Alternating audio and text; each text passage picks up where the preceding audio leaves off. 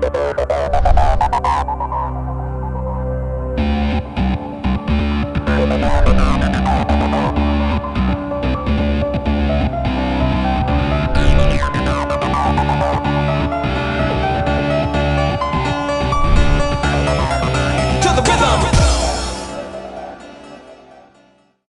my friend. My name is Terry Petrovic. Today I'm going to share with you the broken success formula. This formula has probably been taught to you by your parents, your teachers, even the company that you work with. These well-intended people, they actually proclaim if you work hard, you will become successful. And once you become successful, then and only then will you be happy. Here's what happens. We end up thinking that if I can just get that raise or just, reach that next leadership level in our company, that we're going to be happy. If I can just lose 5 pounds, then I'm going to be happy. If I can just recruit, 3 people, I would be so happy. If I can just get that incentive trip, I always wanted to go to Alaska or Hawaii or Cabo, then I'll be really, really happy. Does any of that sound familiar to you? Now, what we've actually done by doing that, we've actually set ourselves up for failure. We do this by saying to ourselves, when I reach that goal, then I'm going to be happy. Does that make sense to you? There's a problem.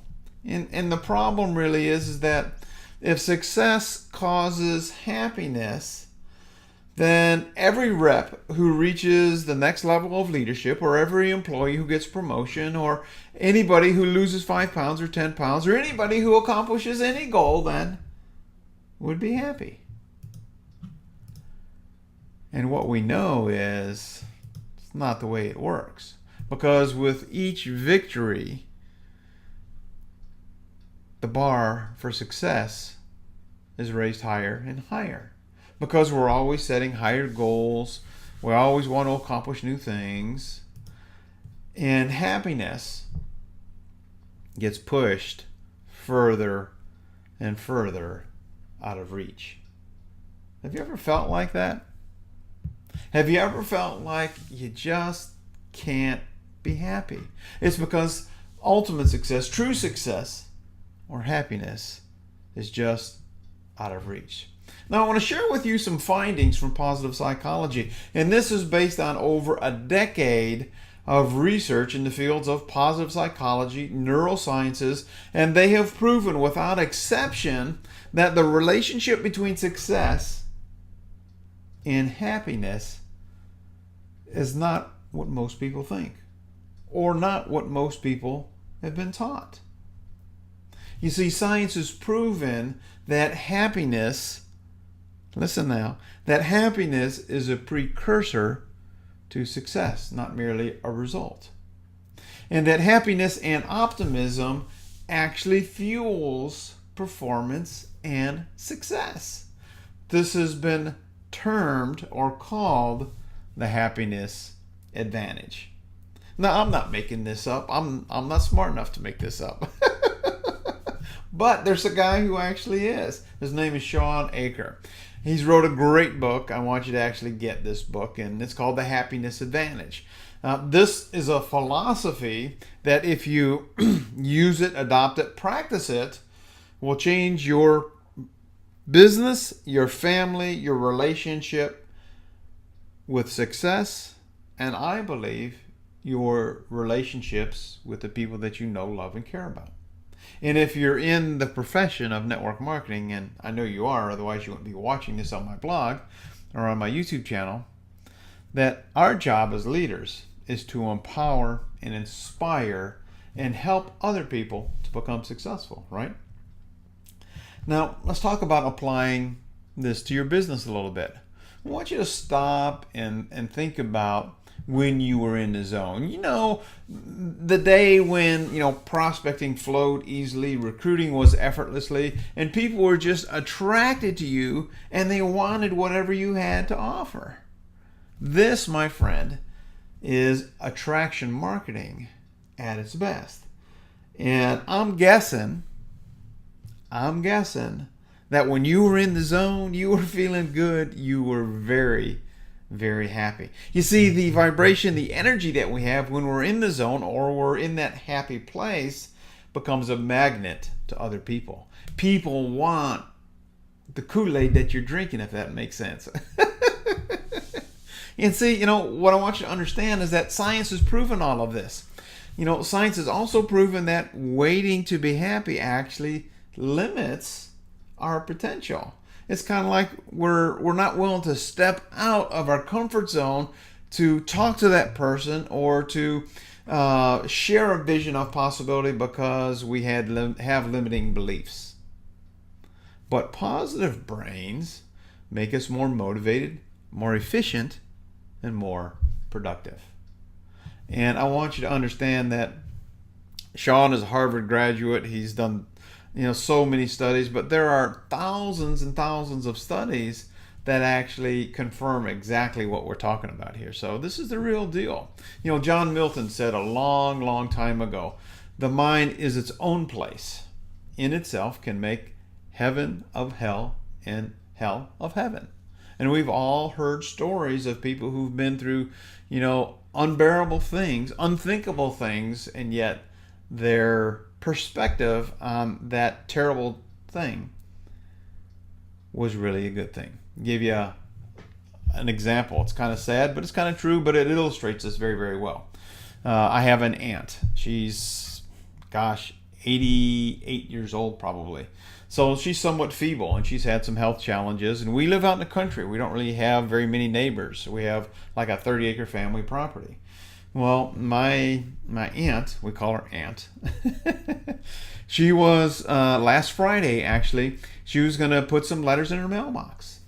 So she, got out of her house and started walking up her driveway. And this was probably about 7:30 in the evening. She tripped and she fell. And she couldn't get up. She laid there all night, outside, on the asphalt, on her driveway, couldn't do anything until my other aunt, Jerry, who lives about 100 yards away, came over, saw something in the driveway, was wondering what her sister, had in her driveway, and it turned out to be her sister on her driveway. And my aunt who fell and was there all night, she said, it wasn't that bad. I got to see all these planes fly overhead. And I got to look at the stars. And it was kind of nice. Interesting. Something like that would happen, and her perspective was beauty and observing nature in that way. Not sure everybody would do that. So it's about your thinking. Your interpretations of what goes on, that's going to actually change your experience. Your reality. Some people, I believe, my dad, who is 87, he's like Archie Bunker. And if you don't know Archie Bunker from All in the Family years ago, it was an old sitcom. It's like he complained about everything. Nothing was right. It was like whine, complain about everything. That's my dad. My dad, bless his heart, he's like that. So, there's something wrong with everything and everybody. But, your interpretations of reality can change your experience. I know my dad's experience from that would be totally different. So I want you to ask yourself these questions, because I hear it all the time expressed to people. Is prospecting hard for you? What's your thinking on that? Is recruiting challenging? Are you too old? Are you too young to build a business? Have you missed the big wave in your company? Are you too late? Do people even want this product? Does MLM, network marketing, or doing parties, or online marketing even work? You see, it's your interpretation of those things that matter. And how you think about that is going to change your actions. The truth is, it's a very, very negative world. And negativity is all around us. We can't escape it. We go buy groceries, it's in a grocery store, it's on the TV, it's on the radio, it's in the newspaper, and it's all over the internet. You can't escape negativity. And, we go outside, we meet our friends and our family, and they love this stuff. I mean, it's like my dad, you go to his house, the news is on 24/7. And it's like negative, negative, negative. It's like, God, how do you stand that? I don't even watch that garbage. It's because I don't want to have all that negative energy coming into my thinking. And even in the field of psychology, there's 17 negative studies on diseases and disorders for every one positive study. I mean, what's up with that? Well, most people in the academic world are, in that world of negativity. But you're different. I'm different. We don't need to go there. There was an outcry at Harvard in 2006 when 1,200 students in just 2 semesters enrolled in a happiness class. That means 1 in 6 students at the most hard-hitting, hard-driving universities on the planet, these people were all just starving and hungry to learn about happiness. They wanted to be happier now, not sometime in the future when they got the job, when they got the promotion. They want to be it now. I mean, there's incredible pressure when you're going in school, especially at a place like Harvard, where the demands are there. Well, in corporate America, the demands are there. In your company, the demands can be there if you create them. Now, just imagine being part of the most prestigious school on the planet and still being unfulfilled. Just imagine being in the greatest profession on the planet and not being fulfilled. You see, I believe the network marketing profession provides the most potential for fulfillment, financial freedom than any other profession on the planet, period, bar none. Bar none. Okay? But it all is your interpretation. You see, this profession gave me my life back. It allowed me to be the dad I wanted to be, the husband that I wanted to be, and help me help tens of thousands of people all over the world. And because I did that, I was paid millions of dollars. My perspective.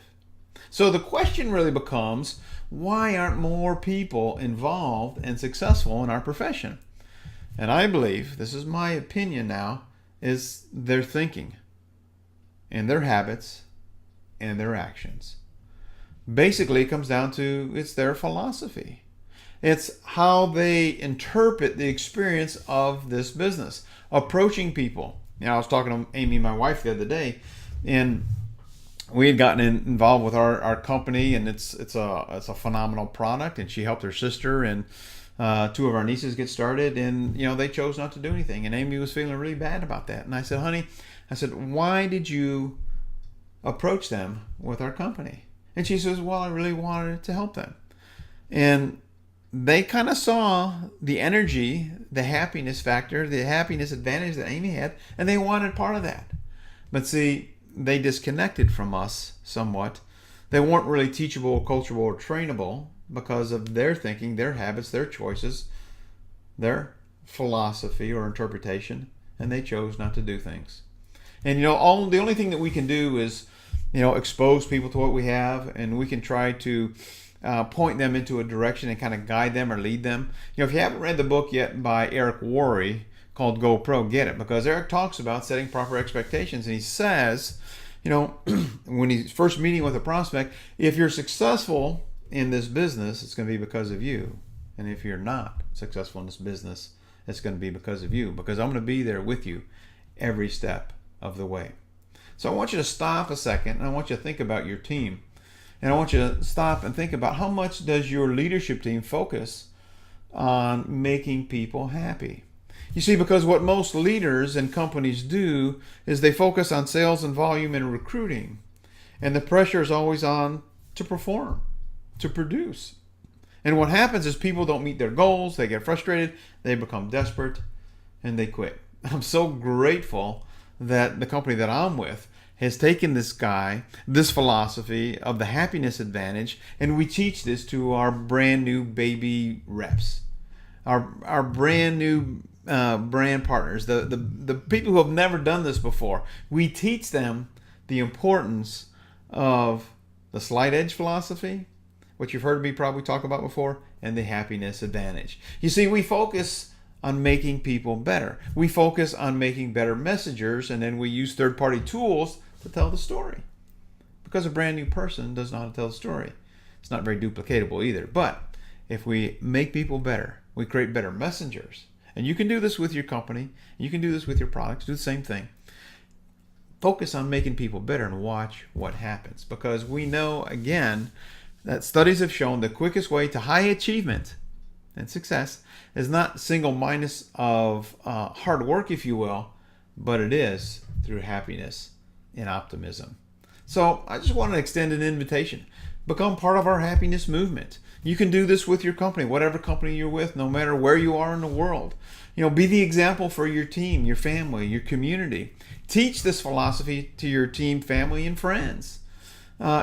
You will be blessed beyond what I could ever describe to you. And also, be clear that you have to be patient with the process, because people have their limiting beliefs and their junk, and it takes a little while to peel back all the layers. Does that make sense? Have fun with this thing. It's supposed to be fun. And I can promise you this, when you do it, you're just going to feel better. You're going to be a more attractive leader, and people are going to want to be part of what you have. So you can go to Amazon.com, purchase the book, Happiness Advantage. You can go to TED.com. You can watch Shawn Achor do a little presentation on the happiness movement.